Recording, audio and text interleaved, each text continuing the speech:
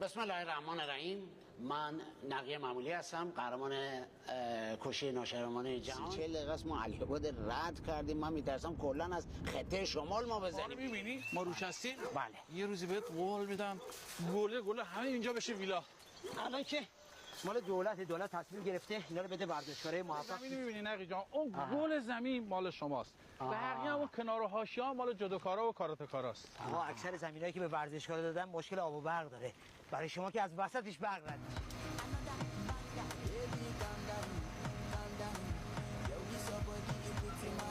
ارتفاعاتی که کلاغ گردوی دوزی نمیبره اونجا چال کنه، لاشخور برای تشییع جنازه اون بالا تشریف نمیبره.